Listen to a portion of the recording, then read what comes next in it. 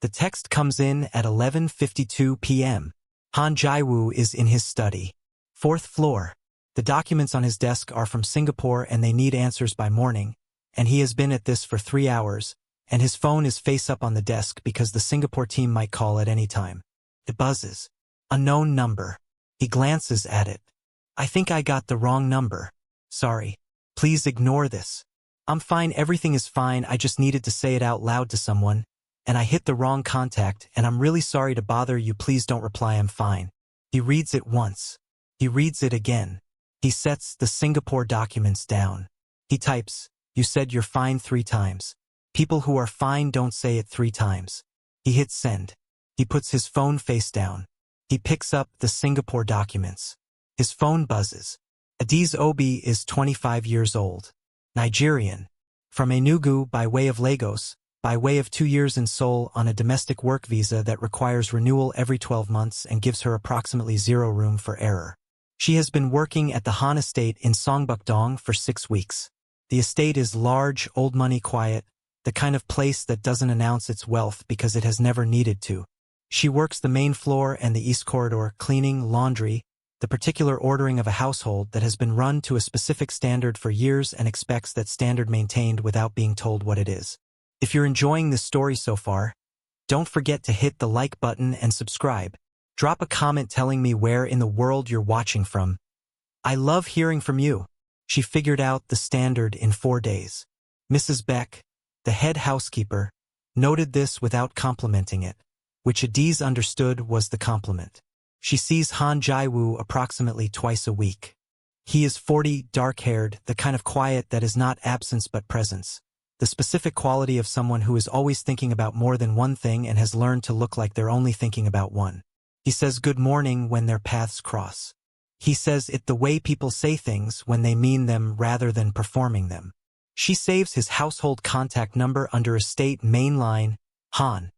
When she is added to the staff communication system in week 2, she does not notice, in week 2, that she has saved it incorrectly, that the number she has is not the estate main line, that it connects directly to Han Jiwoo's private mobile, the number that exists on no directory, that he gives to approximately 8 people in the world, that reached her phone through a clerical error in the estate system that Mrs. Beck has been meaning to fix for 3 weeks and hasn't gotten to. She does not discover this until 11:52 p.m. on a Thursday in her 6th week, when she is sitting on the edge of her bed in the staff corridor room, the door closed, her phone in her hand, and she types a message to what she thinks is the estate's general line. A number she has never texted before, a number she is texting now because she needed to say something out loud, and she thought the general line would deliver it to an inbox that no one would check until morning. The message she sends, I think I got the wrong number. Sorry. Please ignore this. I'm fine, everything is fine, I just needed to say it out loud to someone, and I hit the wrong contact, and I'm really sorry to bother you, please don't reply, I'm fine. She is not fine. 3 hours before the text, at 8:45 p.m., Adaeze received a phone call, not on the estate phone. On her personal mobile, the Ghanaian number she has maintained through 2 international SIM transfers because her mother calls it every Sunday, and she cannot bring herself to change a number her mother has memorized. The call was from her cousin Chidera, who is 22 and lives in Lagos and has the specific energy of someone who delivers bad news quickly to get it over with. Ada, your brother. Her brother Emeka is 28. He has been in Lagos for 3 years working in logistics. He is careful, methodical, the kind of person who reads contracts before signing them and saves receipts. He does not make reckless decisions. He made one reckless decision. He co-signed a business loan for a friend. The friend defaulted. The loan collectors are not the patient kind. They have been to his apartment twice.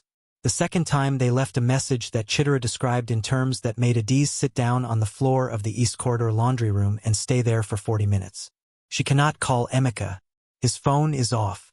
She cannot call her mother. Her mother has a heart condition, and this is not the kind of news that goes in a Sunday phone call. She has saved money since she came to Seoul. Not enough. Not for the kind of problem Chidera is describing. Not for the timeline Chidera is describing, which is measured in days, not weeks. She sits in the laundry room until her legs stop shaking. She gets up. She finishes the evening shift. She does her work correctly because doing her work correctly is the only thing she can control right now, and she needs to control something.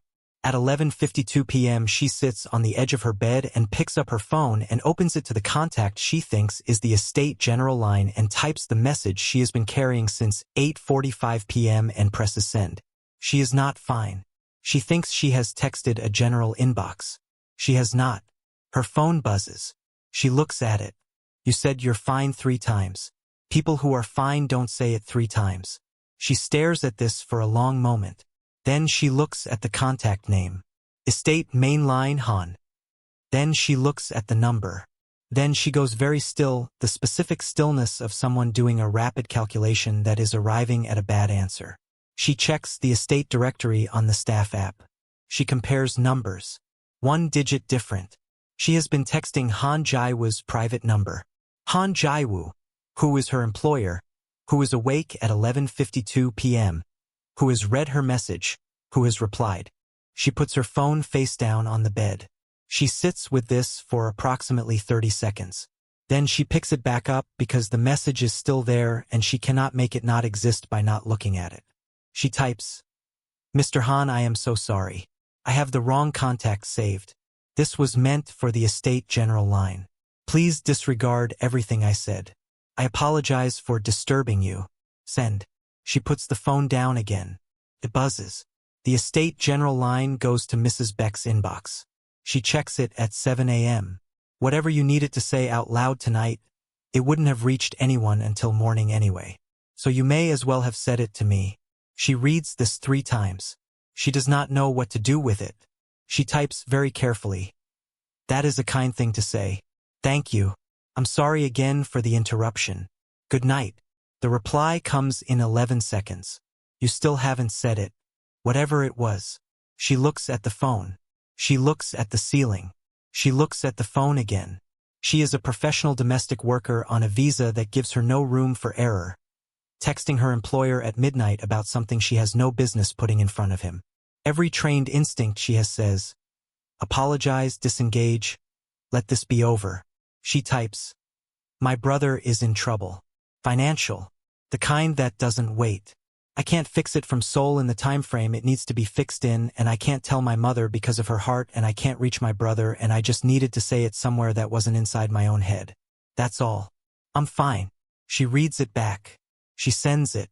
She puts the phone down. It buzzes in 40 seconds. How much and how long? She reads this twice. It is not a question. It is the precise language of someone cutting directly to the information they need. She types, I wasn't asking for help. I was saying it out loud. That's all. I know you weren't asking. How much and how long? She sits with this. She types the number. Then the timeline. The reply takes 90 seconds. I can make a call tonight. The collection timeline stops. Your brother has 30 days to restructure. Is the original lender legitimate or connected? She stares at this. Legitimate. Is a bank-adjacent firm. He co-signed for a friend who defaulted. Then it's manageable. The friend's assets need to be assessed first. Do you have the loan documentation? No, I don't have anything. I'm in Seoul. Your brother does. When you reach him, have him photograph everything and send it to this number. I'll have someone look at it. She puts the phone down on the bed and looks at her hands for a moment. Then she picks it up. Mr. Han, why are you doing this? The reply takes longer than the others. Almost 2 minutes.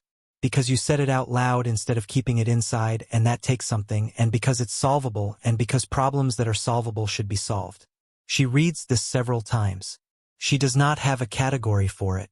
Thank you, she types. I mean it. Get some sleep. Tell me when you reach your brother. She sets the phone on the bedside table. She lies down in the dark. She does not sleep for a long time, but it is a different kind of awake than the one she has been carrying since 8:45 p.m. The weight is the same, but it is distributed differently now. Shared across more than one person. At 2:17 a.m., her brother calls. His phone was off because he was at a friend's place and didn't want to be found by the wrong people and lost track of time. She tells him to send the loan documentation to the number she gives him. Whose number is this? Emika says. Someone who can help. She says. Just send it. She is polishing the main hall console table at 7:15 a.m. when she hears him on the staircase. She has been trying to decide all morning what the appropriate professional response is to having texted her employer at midnight about a family crisis and having him stay up solving it. She has not arrived at a conclusion. She has arrived at maintain normal professional composure, and if he doesn't bring it up, neither will you. He comes down the stairs. He is in a dark suit, which means he has an early meeting somewhere. He stops at the bottom of the stairs. Your brother sent the documents at 3 a.m., he says. It is not accusatory. It is informational. I had someone review them before I went to sleep. There are two viable approaches. I'll send them to your number this morning. She puts the polishing cloth down. She looks at him. You were awake at 3 a.m. reviewing my brother's loan documents, she says. I was awake at 3 a.m. anyway. He is not uncomfortable with her looking at him directly. He looks back the same way. The Singapore matter needed resolving. Mr. Han. Han Jiwoo, he says. You texted me at midnight. Mr. Han seems excessive now. She does not know what to do with this either. Jiwoo SSI, she says, the compromise between formal and not. You didn't have to do any of this. I know. He picks up the jacket he left on the entry chair. She had noticed it when she came in, had planned to hang it. The documents your brother sent suggest the co-signer situation is actually more straightforward than the collectors made it sound. His friend has assets the firm hasn't properly assessed. 2 calls this morning should be enough to establish that. He picks up his car keys from the hall table. Thank you, she says. She means it in a way that the word is insufficient for but is the only word available. He looks at her for a moment. You figured out Mrs. Beck's entire system in 4 days, he says. She told me. She didn't mean to tell me. It came out of a complaint about something else. He almost smiles. It is the almost version, the one that is more telling than the full one. You're good at your job. He goes out the front door. She stands in the main hall with the polishing cloth in her hand and looks at the door for a moment. Then she goes back to polishing the console table. She reaches her brother by phone at noon. He is crying. Not from fear, the collectors have been called off, the timeline extended. A call came from someone he had never heard of but whose name made the firm's representative suddenly very interested in being cooperative. He is crying because 3 days of being afraid have just released all at once. Ada, he says. How did you? I have a good situation here, she says. Focus on the restructuring. Send me updates. She hangs up. She stands in the East Corridor laundry room, which is where she goes when she needs a moment, and lets herself feel the specific relief of a problem that is not finished but is no longer in freefall. Then she goes back to work. Over the following 2 weeks, a pattern develops. Not by design, by accumulation. He leaves documents on the main hall table sometimes. In Korean. Complex documents, legalese, the kind that requires specific vocabulary she has spent 2 years developing because it is useful to be able to read the language of the country you are working in. She moves them when she is cleaning, and once, when a page has slipped partially under the table and is at risk of being stepped on, she picks it up and straightens the stack and notes, without meaning to, it is automatic, that there is a clause on page 7 that appears to contradict page 3. She leaves it straightened. She goes back to her work. The next morning there is a note on the same table. Small paper, handwriting that is precise and slightly compressed, the writing of someone who learned to be economical with space. Page 7 was intentional. How did you see it? She looks at it for a moment. She takes out her phone and texts the number that is now saved correctly under his actual name. The subordinate clause on page 7 uses a different subject than the principal clause on page 3. They can't both be binding. One of them is decorative. The reply, that's what my legal team missed for 2 weeks. How long did it take you? She looks at the document stack. 30 seconds. I wasn't looking for it. It was just wrong. A pause. Then, where did you study contract language? I didn't. I read. I've always read. Another pause. What do you read? And this is how it starts. Not dramatically. Through documents and texts and the specific accumulation of 2 people who are in the same house and finding, in the small exchanges between professional roles, something they did not expect. He notices that she is always working but never performing the work. There is a difference. Most people, when they sense they are being observed, shift slightly into a version of themselves that is doing the job for the audience. She doesn't. She is the same whether she thinks he is watching or not. He notices that she reads. There are books in the staff corridor room. He passes by sometimes on the way to the administrative offices, and the titles change regularly. Not light reading, substantial things. History, economics, Korean literature, a legal text that makes him stop and look twice. He notices that when the estate has a maintenance issue, a vent that isn't circulating properly, a door that has started sticking, she identifies it and reports it through the correct channel before Mrs. Beck has noticed. She maps her environment the way people do when they grew up in places where noticing things early was how you managed problems before they became bigger ones. He notices that she texts him. Not frequently, not casually. When she has a question that the staff system can't answer and she has decided he is the right person to answer it, she texts him directly without apology, as though texting him is a reasonable thing to do. It is, he realizes, because they are past the point where it isn't. He does not examine this too carefully. He does what he does with most things that are outside his experience. He observes it and lets it be what it is. On a Tuesday in her 9th week, she texts him. There is a clause in the Busan contractor agreement that appears to waive liability in one direction but not the other. I was cleaning the study and it was open on the desk and I wasn't reading it but I was near it and I may have read it. I'm sorry. The clause is on page 12 if it's useful. He reads this twice. He goes to the study. He finds page 12. She is right. He calls his lawyer. That evening he passes her in the main corridor and he says, "The Busan clause.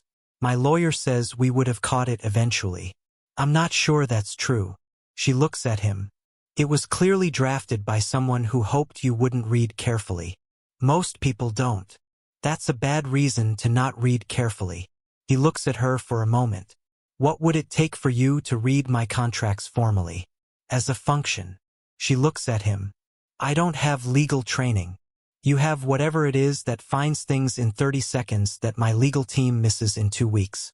That's not training. That's something else." She is quiet. "I'm a housekeeper," she says.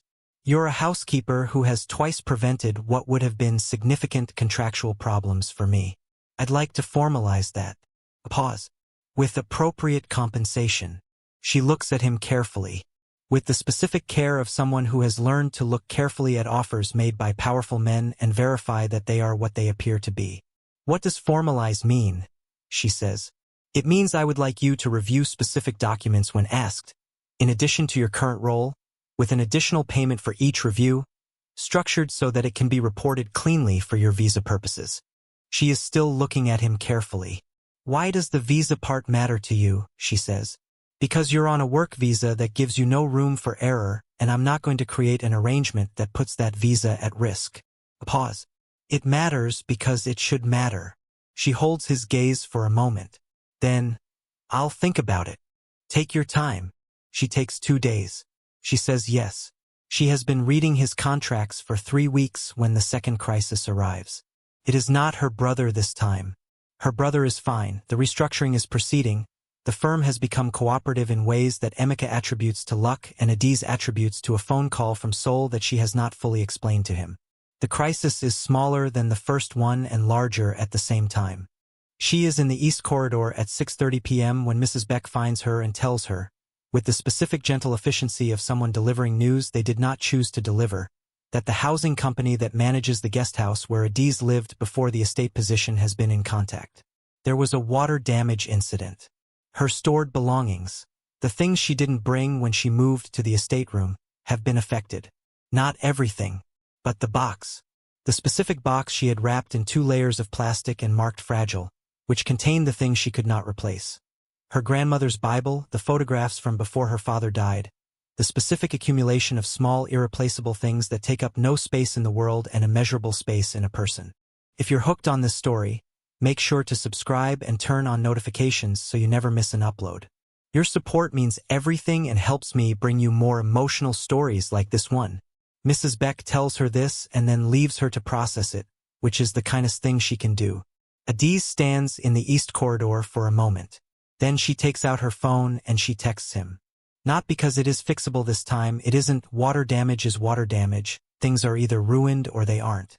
She texts him because the wrong number text 3 weeks ago has become the right number and she has gotten used to saying things to it. I know this one isn't solvable. I just needed to say it somewhere.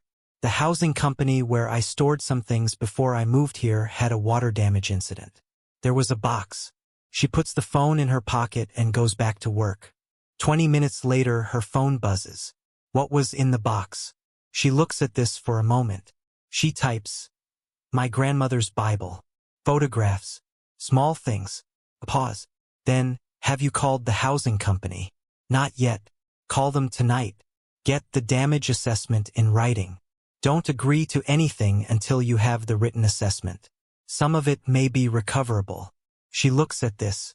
"You know about water damage recovery." "I know about everything that might be relevant when it needs to be." She almost smiles. She doesn't. She calls the housing company. The assessment comes in at 9 p.m. She reads it. She sends it to him. He replies in 10 minutes with 3 specific questions to ask the company that she would not have thought to ask. And the questions result in a conversation that results in the company agreeing to a professional restoration attempt on the damaged items. The Bible is partially salvageable. The photographs, some of them. The specific accumulation of small things. Mixed. Better than nothing. Better than she thought 2 hours ago. She texts him at 10 p.m. Better than it could have been. "Thank you. I'm glad. You didn't have to help with that one either. It wasn't fixable. Some of it was." She sits with this. "Then why do you always help?" The reply takes longer than usual. Almost 5 minutes. She is beginning to understand that the longer pauses mean he is choosing words rather than finding them. "Because you text me when things are wrong instead of pretending they're not wrong. I find that unusual. Most people perform fine. You just say when you're not." She reads this several times. "I texted you by accident the first time." "I know. And then you texted me again. On purpose." She does not have a response to this that is within the bounds of professional appropriateness. She types, "Good night." His reply, "Good night." She puts the phone down and looks at the ceiling of the staff corridor room for a while. On a Friday in week 13, she is cleaning the study. The study is the room in the estate that takes the longest because it requires the most precision. The documents on the desk always left exactly as found. The books on the shelves aligned but not reorganized, the specific disorder of a working space maintained as exactly that. She is near the desk when she hears him come in. She does not look up.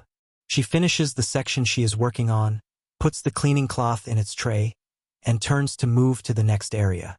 He is standing in the doorway, jacket off, the end-of-day version of him that is fractionally less managed than the morning version. He is holding 2 cups of tea. She looks at the cups. She looks at him. "Mrs. Beck leaves at 6, he says. "The kitchen is empty." She looks at the cups again. "Is one of those for me? You've been in here for an hour and a half. It's a long room." She does not say, "You made tea for your housekeeper." She does not say, "This is unusual." She takes the cup he extends because the alternative is to make it into something it may or may not be, and she has learned, in 13 weeks in this household, that he is not a man who does things for performance. "The Busan contractor came back," he says. He leans against the door frame with the ease of someone who is comfortable in his own space without needing to occupy all of it. "They tried to reintroduce the liability clause." "Did they change the language?" "Slightly. Enough that my legal team didn't flag it." "Did you?" "I remembered what you said about careful reading." He looks at her. "I found it." She holds the teacup. "You didn't need me for that one." "No. But I thought about what you would have said, which is roughly the same thing." A pause. "That's an uncomfortable realization." She looks at him over the cup. "That you thought about what I would say. That it was useful." She looks at the tea. "I see. Do you?" "I think so." She looks up. "I think you're telling me something without saying it directly because you're not sure what the direct version sounds like." He is quiet for a moment. "That's accurate." "I'm not sure what the direct version sounds like either," she says. "For what it's worth." "It's worth something," he says. "Yes." They stand in the study in the Friday evening quiet, 2 cups of tea. the estate around them settling into the specific silence of a large house at the end of a working week. My brother called this week, she says. The restructuring is going well. I heard. My contact sent an update. You're still tracking it. I said I would help. I meant the full duration. She looks at him.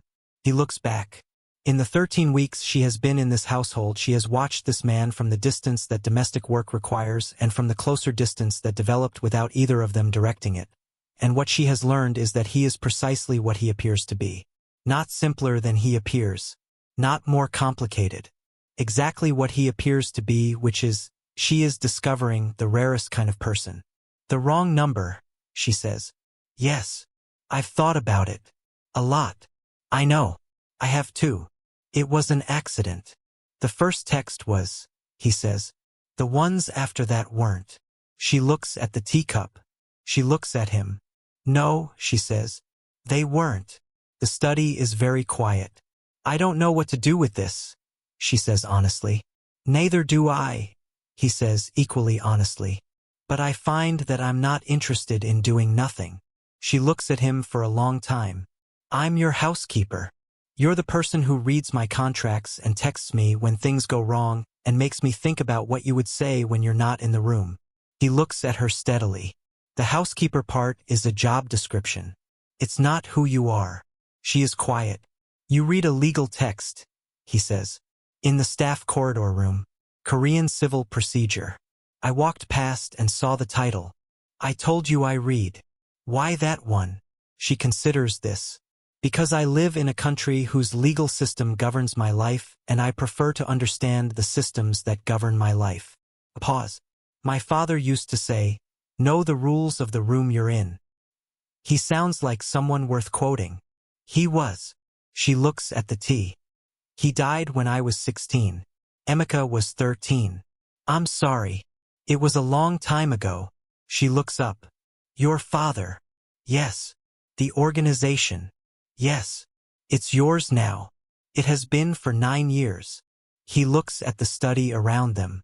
I didn't want it. I wanted what it was built to protect. I'm still figuring out if those can be separated. She looks at him. Can they? Some of it. Not all of it. A pause. The parts one can separate, I'm separating. The parts one can't. He stops. The parts one can't. I try to make sure they don't touch the things that should stay clean. Like what? He is quiet for a moment. Like this, he says simply. She holds the teacup for a long moment. I'll need to think, she says. I know. Not about whether. She looks at him directly. About how. Those are different questions. He looks at her. Something in his expression shifts. Not surprise. Something more precise than surprise. The specific look of someone who has just heard exactly what they needed to hear. Yes, he says. They are. She thinks for 3 days. She thinks methodically, the way her father taught her to think about important things. Separate what you know from what you're afraid of.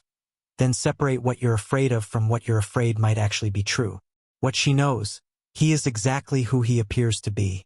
She has watched him for 13 weeks from the distance that shows you the version people don't perform for audiences. And it matches the version he shows when he knows he is being watched. That consistency is not nothing. What she is afraid of. Being wrong about a powerful man in a situation where being wrong has consequences for her visa, her brother, her mother's Sunday calls, everything she has built in 2 years. What she is afraid might actually be true. That she is not wrong. On the 3rd day she texts him. The how. I want to understand what changes and what doesn't. His reply. Your job description stays the same unless you want it to change. The contract review stays. The number stays. Everything that's already true stays. Nothing is required to be different except what you want to be different. She reads this carefully. And what do you want? A pause. Then, I want to have tea in the study on Friday evenings. I want to keep getting texts when something is wrong. I want to know what you're reading. I want the direct versions of things instead of the careful versions. She looks at this for a long time. She types.